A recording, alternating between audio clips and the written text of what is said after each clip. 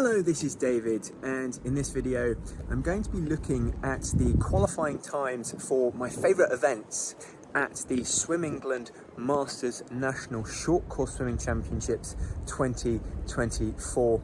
We are now only 8 weeks away from the biggest competition in the calendar for UK Masters swimmers, and therefore as attention turns towards this competition and I start gearing up towards my final preparations for it, I just want to start thinking about this competition more and getting excited for it, because hopefully it is going to be the time and place where I finally go under a minute for my 100 meters freestyle. So I'm just going to be taking a cheeky look at the qualifying times to see how fast I am in comparison in this video. So if you give this video a like, I would very much appreciate it. Remember to subscribe to this YouTube channel for more swimming content, and head on over to westcough.com to check out my bootcamp for Masters swimmers if you are looking to get prepared and in shape for this year's Masters Nationals. But otherwise, without any further ado, let's dive right in to today's video. So just to give a little bit of further context to this video, I am now in the 30 to 34 age category, the first time that I've aged up in that respect. I'm a 30-year-old now, and so I've gone into a higher age bracket, which means that in theory these qualifying times should get quicker. However, because this competition is getting more and more competitive, more and more popular, it means that the qualifying times are actually getting harder, especially at the lower age groups, just because more and more people are wanting to enter it, and therefore in order to be able to enter you need to be getting faster and faster. So first up, taking a look at my favourite event, the 50 meters freestyle, the phase 1 qualifying time for the 30 to 34 age group is a 25.8. Now I'm absolutely nowhere near this, however I like to just see what the qualifying times are for phase 1, just to know how far off I am from being able to enter the competition without really having to worry about a fastest fingers first exercise. Because the thing is that the qualifying times are set pretty much to guarantee the fastest swimmers an entry, which unfortunately I am not yet good enough to be considered within that bracket of swimmer.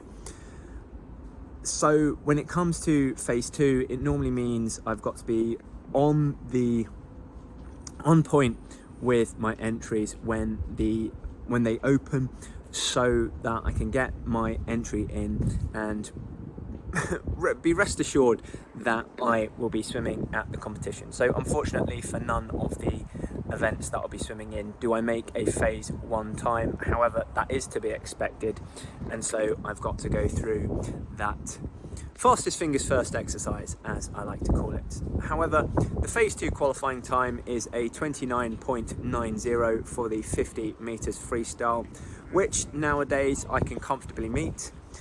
Back when I started out in my swimming journey in 2018, I wouldn't have been able to have made that time, and I posted my first sub 30 second 50 meters freestyle at this event in 2018, and in a lower age group. So that just goes to show how much the competitiveness of this event has increased over the past 6 years or so, where I was previously able to enter under a slower time in the 18 to 24 age category, I think was my first competition. However, now if I was entering it at this level with those times that I had back then, I wouldn't actually be able to enter this year's competition. However, my fastest time in a 50 meters freestyle setting is a 28.31. That's short course. However, based on the Adam PT 50 meters long course that I did, that apparently, according to Swim England, translates to a 27.6. I'm always a little bit wary about conversions and how good they are. I think I'm typically better at long course, so in reality I don't think that my short course time would be that good. However, suffice to say, I am safely within that 29.9 bracket for the 50 meters freestyle. So thankfully, got a relatively decent phase 2 time. Unfortunately, how far you are into the phase 2 times makes no real difference when it comes to entries. It's either phase 1 for that guaranteed entry, or you're fighting for the phase 2 places.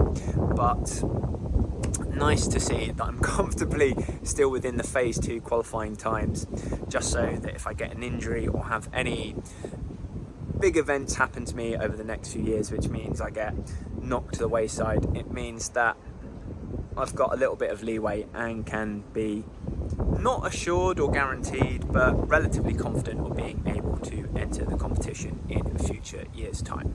So moving on to the 100 meters freestyle now, and the qualifying time for phase 1 is a 57.5 for the 30 to 34 years age group. So still a long way off with my 101.26, approximately 4 seconds off there. I'm a little bit closer when you convert my long course 100 meters from Europeans only a couple of months ago. I think that's a 1:00.78, so edging ever slightly closer to that sub-minute 100 meters freestyle, but naturally not close enough for that phase 1 qualifying time. I still think that I'm quite a way off of that phase 1 qualifying time for the 100 meters freestyle. Not quite so much as the 50 meters freestyle, because naturally the longer the distance is, the easier the qualifying time, so it's going to be natural that I'm closer to a phase 1 qualifying time in the 100 meters, however still a reasonable chunk off. But looking at the phase 2 qualifying time, it's a 1:08.1, so comfortably within that, nearly by 7 seconds, by over 7 seconds if you take my converted long course personal best time. So really happy there, actually closer to the phase 1 qualifying time in the 100 meters freestyle now than I am to the phase 2 qualifying time, so that's something to be happy about. But yeah, again, I look at that phase 1 qualifying time and still think that it's quite a significant way off, but fingers crossed we'll get there at some point. Now moving on to the 200 meters freestyle, and the phase 1 qualifying time for nationals this year is a 2:09 flat. I'm still a long way off that with a 2:18.47 off the top of my head. I'm not quite sure what my long course from Europeans would convert to, but I'm pretty sure that it's nowhere near a 2:09. So again, quite a way off of that phase 1 qualifying time. But again, that's to be expected, and it also seems to be the one that's closest within reach, because as I said, the longer the distance, the easier the qualifying time is to achieve. However, I've still got to find 9 seconds from somewhere, which is over a second a length in a short course setting, so still a significant challenge for me to achieve.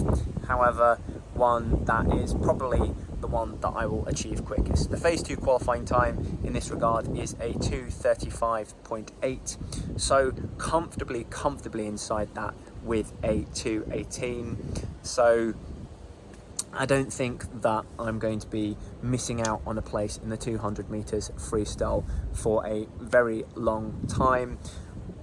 I can't remember a time where I've actually gone above 2:35 for a 200 meters freestyle ever. So I think from day one, I've always had a qualifying time for the 200 meters freestyle. So nice to see that I'm so comfortably within it. So moving on to my final event of my favorites, the 50 meters butterfly. And the phase 1 qualifying time for this is a 28 flat. So again, a very long way off for me with my 30.57. So 2.5 seconds there. I think it's a little bit closer than my 50 meters freestyle, so perhaps that will be the first one of the 50s to fall. But yeah, still a lot of work to do to be capable of a 28 flat in the 50 meters butterfly. The phase 2 qualifying time in this regard is a 30.25, so quite difficult, and I've only just been capable of beating that fairly recently, so a little bit nervous about holding on to that one and being able to do it in the future at this event. I'm much more comfortable about achieving such time now. However, it took me quite a while to get there in the 50 meters fly, so that one makes me a little bit nervous for the future, and also just goes to show the levels of competitiveness at this competition. But yeah, just interesting to see, and I don't think it would have been too long ago that I first swam under a 32.5, so naturally glad that I have. But yeah, a little bit worrying. Had my swimming career gone a different way, then that might have been a qualifying time that I might not have.